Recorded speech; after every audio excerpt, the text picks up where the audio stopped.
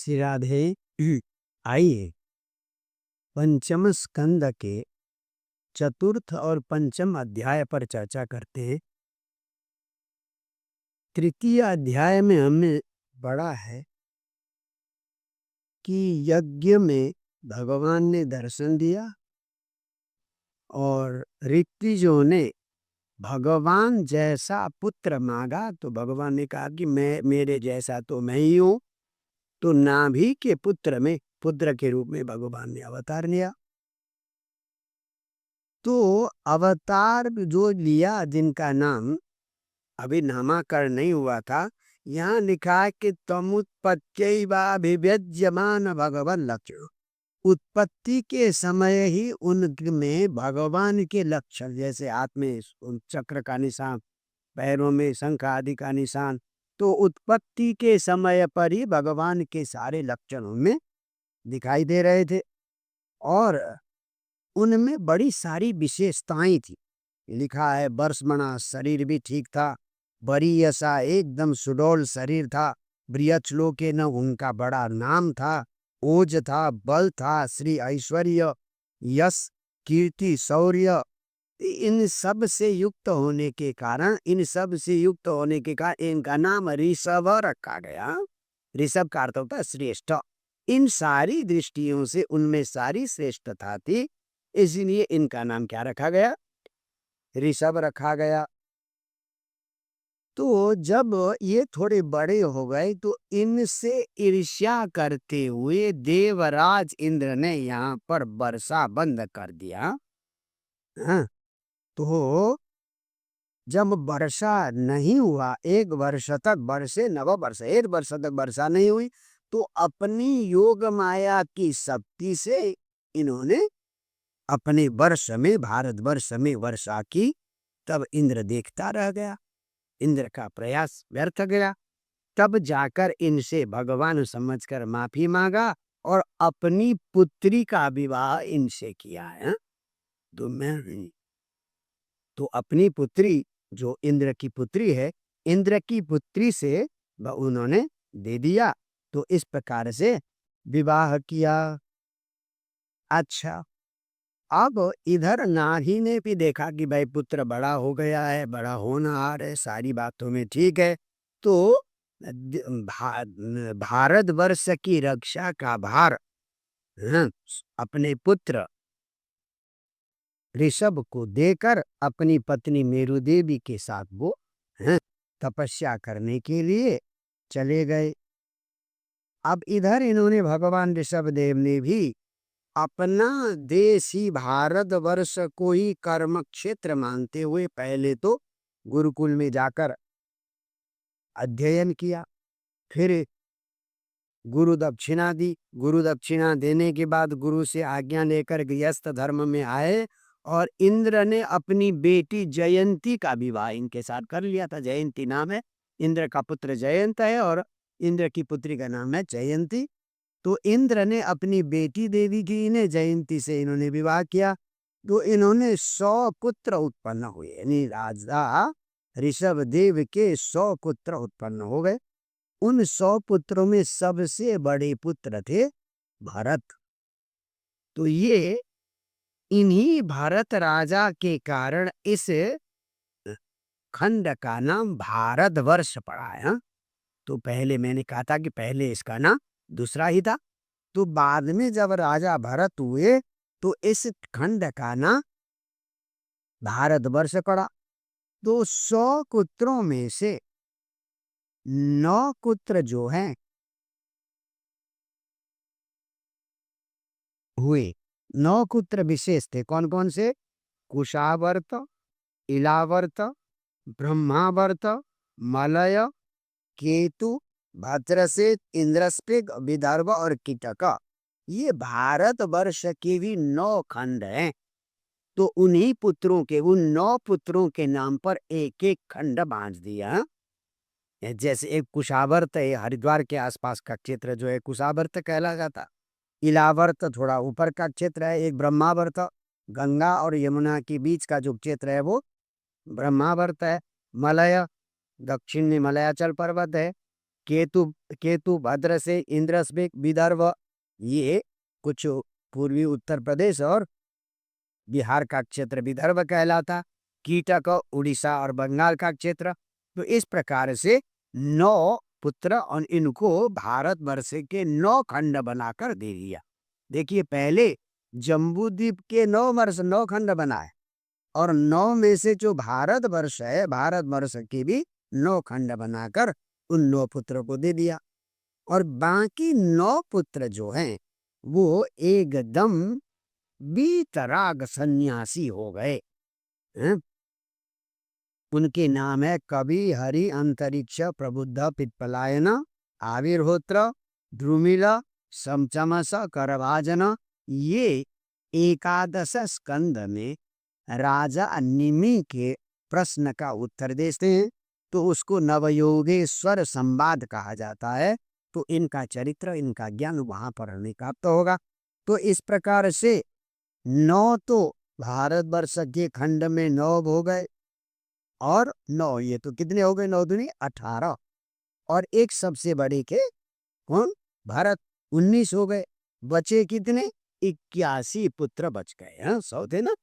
तो इनके 81 पुत्रों में से सबके सब जो है, हैं, ये अपनी साधना से श्रोत्रिय ब्रह्मनिष्ठ ब्राह्मण बन गए। देखिए, पितु आदेश करा, पिता ने आदेश दिया, तो ये आय 81 जयंते या जयंती, यानी तो इंद्र की पत्नी से उत्पन्न जो 81 पुत्र थे, शील स्वभाव से युक्त महाश्रोत्रिय, बड़े वेद के ज्ञाता, यज्ञ करने वाले विशुद्ध ब्राह्मण बन गए।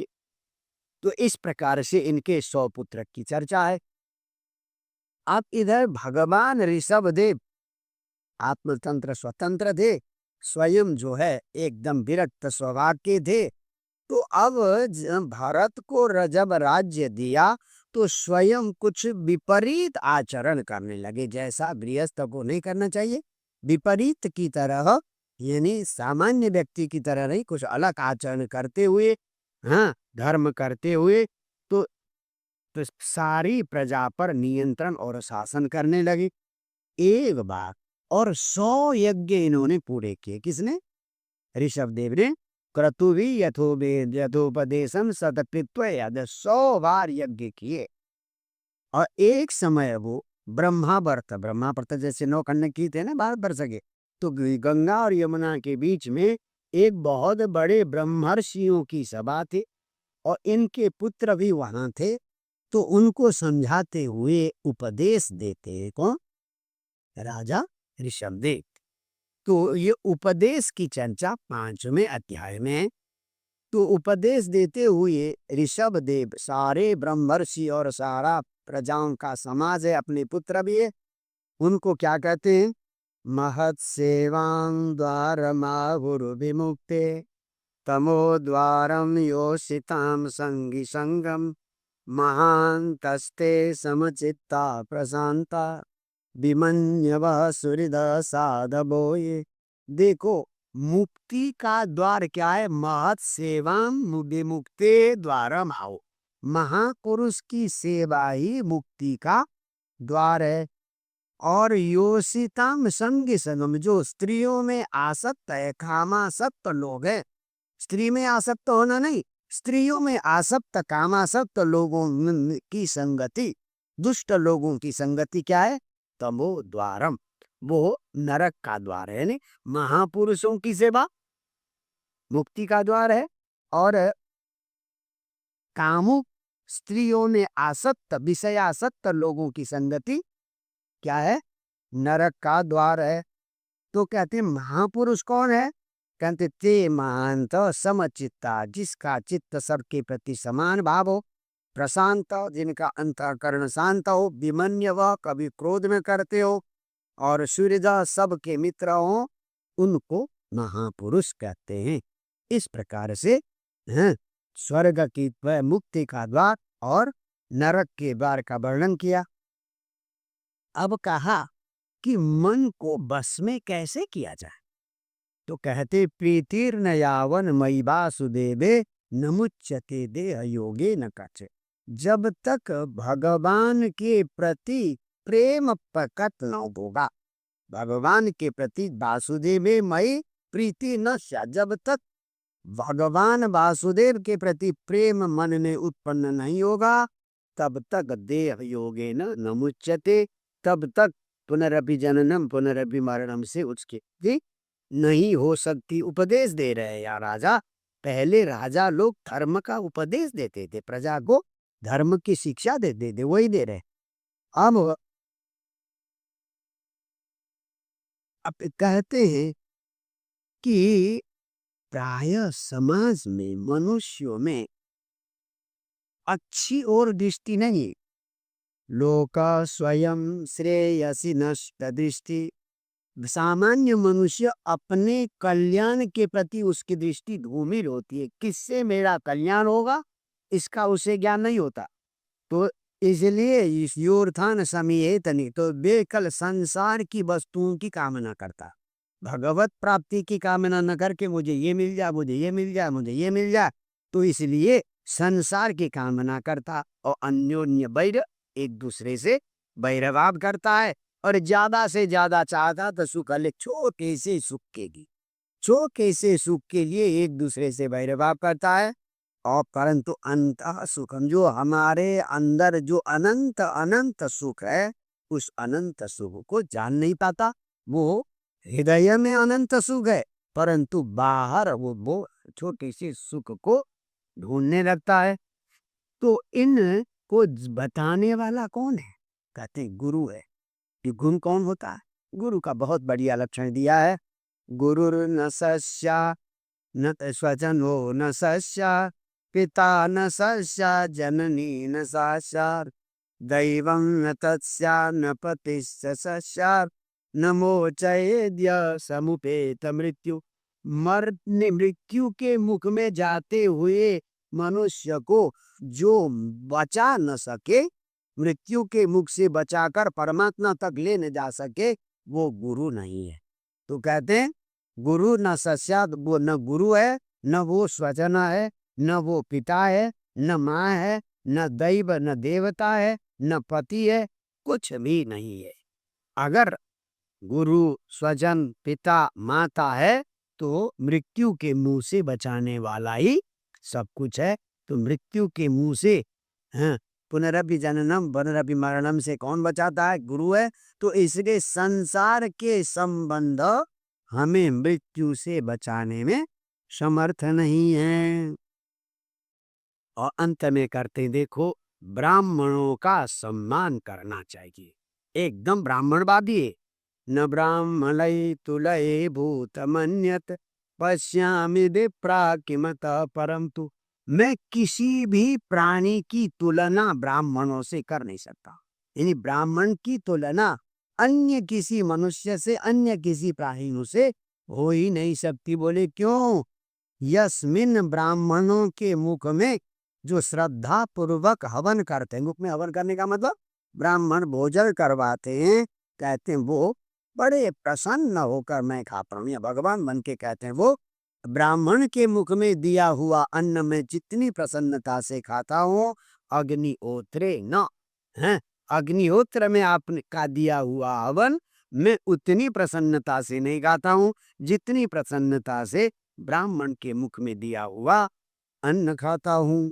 इस प्रकार से अपने प्रजा को, पुत्र को और ऋषि महर्षियों को ये उपदेश देने के बाद अब अपना ज्येष्ठ पुत्र भरत को राज्याभिषेक देकर वो वहां से संन्यास लेकर चले जाते हैं। तो ब्रह्मावर्त को भी छोड़ देते हैं और जड़, अंधा, बधिर, मुख ऐसा बन के जाते हैं, यानी मानो मूर्ख है, अंधा है, गैब बहरा है, पिशाच की तरह, उन्मादक की तरह अवधूत वेश, बिना वस्त्र आदि पहने ऐसे, हाँ, गृहीत मौन, बोलना भी छोड़ दिया।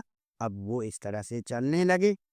तो ऐसे ही करते करते, हाँ, तो अंत में उनको अपने देह का अध्यास भी समाप्त हो गया। कहते हैं अंत में ऐसी स्थिति में पहुंच गए जैसे काक की तरह, गाय की तरह, पशु की तरह, हैं, शुद्ध अशुद्ध का, हैं, ये भी आभास उनको समाप्त हो गया। तो कहते शयान एव अस्नाति पीबती खादती अबमेयति। सोते सोते खा भी लेते थे, पी भी लेते थे, अगर झाड़ा पेशाब आ जाए तो वो भी करते थे। और यहाँ तो एक विचित्र बात लिखी है, जहां उनका जो शौच है, उस शौच की खुशबू इतनी 10 योजन दूर तक शौच की खुशबू आती थी। तो मतलब योग की परम उत्कृष्ट स्थिति पर पहुंच गए थे। तो जैसे आपके हमारे शौच से बदबू आती है, दुर्गंध आती है, उनके शौच से 10 योजन दूर तक खुशबू आती थी। तो इस प्रकार से, हैं, बिल्कुल शरीर का अध्यास छोड़ते हुए तो तपस्या करने लगे, संन्यास्त होकर, हाँ, एकदम सर्वांग, हाँ, संन्यास में रहने लगे। जब इस प्रकार से आचरण करने लगे तो अष्ट सिद्धि और नवनिधियां इनके पास आने लगी। हाँ, बोले कौन कौन से? बह्यायस, मनोजव, अंतदन, आकाश से उड़ने की शक्ति, मन के समान वेग से जाने की शक्ति, अंतर्धान होने की शक्ति, दूसरे के शरीर में प्रवेश करने की शक्ति, दूर की बात को सुनने की शक्ति, ये अपने आप ये सिद्धियां इनके पास आ गई। परंतु उन्होंने उन सिद्धियों को स्वीकार नहीं किया। हैं, सिद्धियां तो अपने आप बिना चाहे ही ऐसी सिद्धियां आ गई।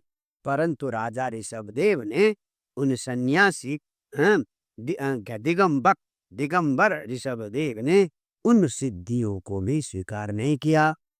इस प्रकार से ऋषभदेव का अत्यंत अद्भुत और विचित्र चरित्र है। जय जय श्री राधे।